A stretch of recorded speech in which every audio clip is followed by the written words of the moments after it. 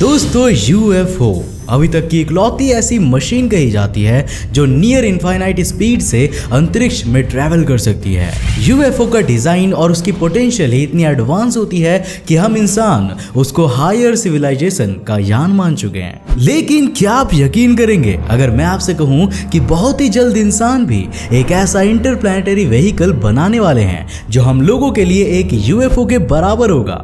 क्यों हिला डाला ना। जब मैंने भी इस प्रोजेक्ट के बारे में सुना था तो मैं भी थोड़ा सा आश्चर्यचकित हो गया था। अब आप सब इस वक्त सोच रहे होंगे कि आखिर कैसे हम लोग एक यूएफओ को बना पाएंगे और क्या उस यूएफओ के बन जाने के बाद हम लोग अनंत ब्रह्मांड में असीम रफ्तार के साथ ट्रैवल कर पाएंगे। क्या है इस पूरे दावे की सच्चाई? आज के इस वीडियो में हम लोग इसके बारे में बात करने वाले हैं। तो हेलो गाइस, मैं हूं कौशिक और चलिए शुरू करते हैं आज के इस एडवांस और हाईटेक एपिसोड को। दोस्तों हवा भले ही अदृश्य हो पर उसकी ताकत हमारे सोच से भी बहुत ज्यादा है। वह हवा की मौजूदगी ही है जो ना सिर्फ पक्षियों को उड़ने की ताकत देती है बल्कि हमारे एयरक्राफ्ट्स को आज जो इतना सारा फ्यूल लगता है वह सब भी कहीं ना कहीं वातावरण में हवा की मौजूदगी की वजह से ही कंज्यूम होता है। पर अंतरिक्ष का वातावरण धरती से बिल्कुल विपरीत है। फिर चाहे हम लोग बात करें एस्ट्रॉइड्स की या फिर चंद्रमा की, यह सभी कुछ ऐसी सेलेस्टियल बॉडीज है जिनमें हवा बिल्कुल है ही नहीं। हाँ, चांद में भले ही बहुत ही पतली सी हवा की परत मौजूद है लेकिन फिर भी वह इतनी कम है कि उसके प्रेजेंस में कोई भी बड़ा फैक्टर देखने को नहीं मिलता। अब वैज्ञानिकों को तो इतना पता था कि जिस तरह से धरती पर फ्यूल लगातार कम हो रहा है, हमारे नॉर्मल और स्टीरियो ऑप्टिकल स्पेसक्राफ्ट ज्यादा दिन तक स्पेस में सस्टेन नहीं करेंगे और इसी वजह से इनोवेशन की मिसाल पेश करते हुए मैसाचुसेट्स इंस्टीट्यूट ऑफ टेक्नोलॉजी यानी कि MIT के कुछ रिसर्चर्स ने एक ऐसे स्पेस व्हीकल का इजाद करने का आइडिया पेश किया जिसकी मदद से स्पेस में फ्यूल का इस्तेमाल नियर टू जीरो हो जाएगा और स्पेस ट्रैवल 100 से 1000 गुना ज्यादा तेज और एफिशिएंट भी बन जाएगा। उनका आइडिया जबरदस्त था जिसको जब उन्होंने नासा को बताया तो वहां मौजूद सभी लोगों के दिमाग में सबसे पहले यही ख्याल आया कि MIT के वो रिसर्चर्स मानव सभ्यता का पहला यूएफओ बनाने की सोच रहे थे। दरअसल बात यह थी कि MIT के वो रिसर्चर्स एक ऐसे होवरिंग स्पेसक्राफ्ट को इंजीनियर करना चाहते थे जो हवा और ग्रेविटी के ऊपर बिल्कुल भी ना डिपेंड होकर इंडिपेंडेंटली इंटरप्लैनेटरी सरफेसेस की इलेक्ट्रिक चार्ज की मदद से लेविटेट कर सके। अब इतनी जल्दी इतना सब कुछ बता दिया है तो मैं जानता हूं कि सब कुछ सुनने में तो बहुत अच्छा लगा होगा पर समझ में कुछ भी नहीं आया होगा। तो चलो अब इसी चीज को थोड़ा सा बारीकी से एक्सप्लेन करते हैं। दरअसल चांद और उल्का पिंडों जैसी सेलेस्टियल बॉडीज में किसी भी तरह का एटमॉस्फेयर नहीं होता, जिसको पहले तो सभी वैज्ञानिक एक अभिशाप के रूप में मान रहे थे क्योंकि इस वजह से उनके स्पेस मिशंस में काफी सारी तकलीफें आती थी।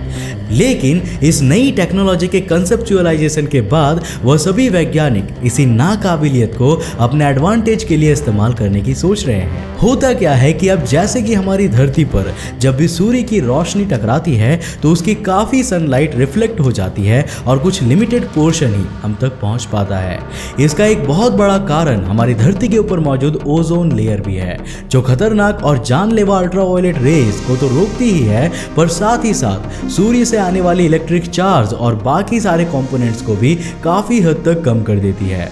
पर वहीं इसकी दूसरी ओर सौरमंडल में जो बाकी चीजें उपस्थित है जिनमें एटमॉस्फेयर का नामो निशान नहीं है वो सभी सनलाइट का डायरेक्ट एक्सपोजर फेस करती है और उनमें और सनलाइट के बीच में सूर्य की रोशनी को बाधित करने वाला कोई बैरियर नहीं होता है, जिस वजह से सनलाइट उन सेलेस्टियल बॉडीज तक पूरी पोटेंशियल से टकराती है और उनके सरफेस को भी रेडिएटेड और चार्ज कर देती है। दोस्तों वीडियो में आगे बढ़ने से पहले मैं आपको इंटरेस्टिंग ट्रेडिंग प्लेटफॉर्म बाइनोमो के बारे में बताऊंगा। ये दोनों ऐप स्टोर और प्ले स्टोर में अवेलेबल है। इसमें आप अलग अलग एसेट्स में ट्रेड कर सकते हो जैसे कि गूगल, एप्पल, गोल्ड और फॉरेन करेंसीज जैसे US डॉलर्स, यूरो वगैरह पे भी, और आपको 90% तक का प्रॉफिट मिल सकता है। इस प्लेटफॉर्म में आपको कोई भी एसेट चुनना है और फोरकास्ट करना है कि उसकी वैल्यू बढ़ेगी या घटेगी।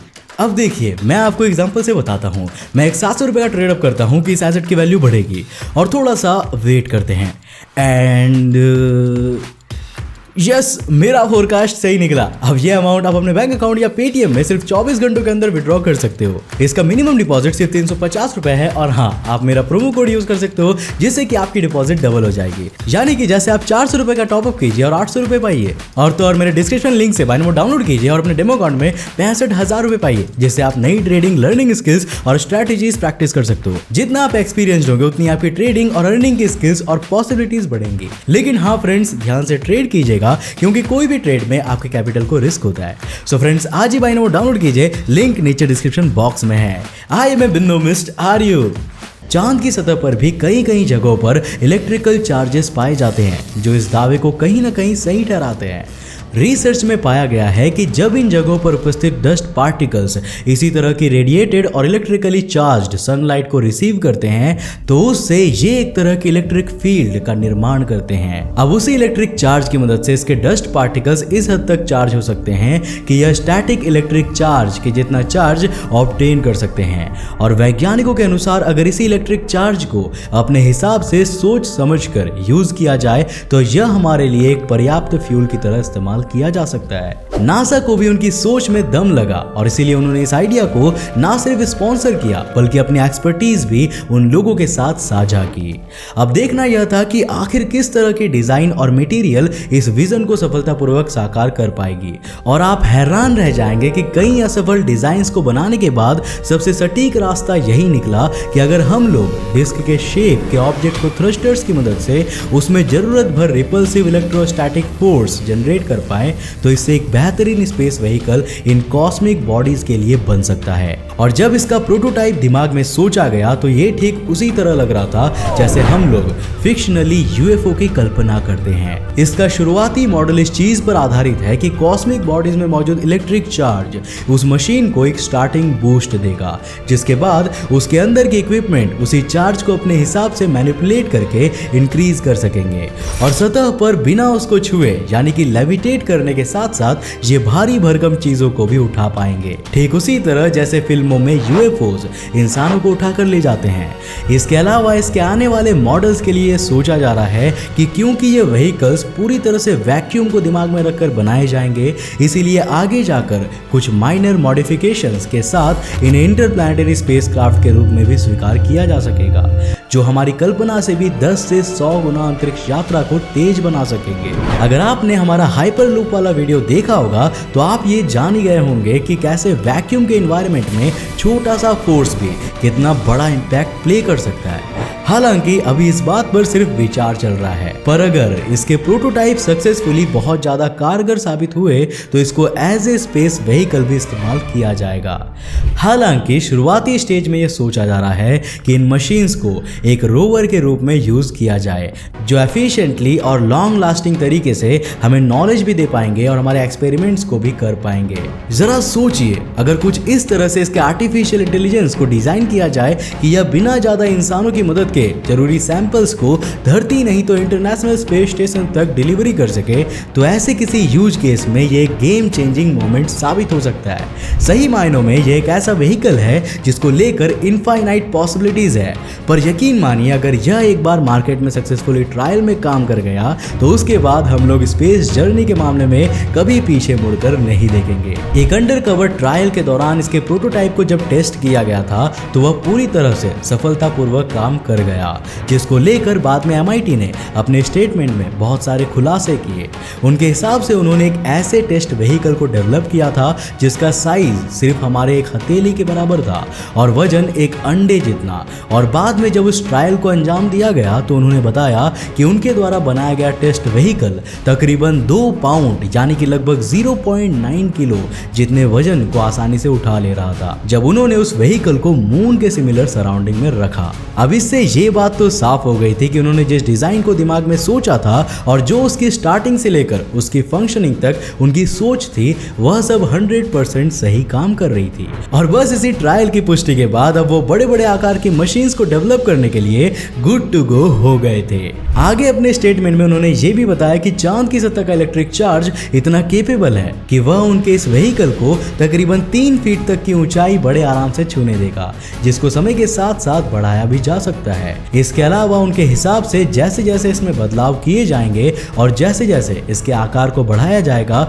उसी तरह इसके बूस्टर्स भी इवॉल्व होंगे और यही स्पेसक्राफ्ट आगे आने वाले वक्त में 1 क्विंटल तक के वजन को भी उठाने की काबिलियत तक पहुंच जाएंगे। नासा का मानना है कि जिस प्रकार अभी हमें छोटी से छोटी चीज के लिए बड़े बड़े मिशंस को प्लान करना पड़ता है, अगर इसी तरह की टेक्नोलॉजी को इतने छोटे रूप में कैमरे के साथ अडॉप्ट करके अंतरिक्ष में आसानी से भेजा जा सके तो हम लोग बस कुछ $1000 की कीमत में एक स्पेस सर्च ऑपरेशन बड़ी आसानी से चला सकते हैं। जैसे अगर मान लीजिए अभी हमने आपको कुछ महीने पहले ही एक ऐसे एस्ट्रॉइड के बारे में बताया था जो साल 2031 के आसपास हमारे धरती के काफी पास से गुजरेगा और वह सीधा ऊट क्लाउड से आया है जो हमें उस जगह की काफी सारी इंफॉर्मेशन दे सकता है। अब हाल फिलहाल की स्थिति के हिसाब से अगर हमें उसके बारे में जानकारियां जुटानी है तो हमें एक बड़े से स्पेस मिशन को अंजाम देना होगा जिसमें लाखों डॉलर्स का खर्च आएगा और बहुत ज्यादा समय भी लगेगा।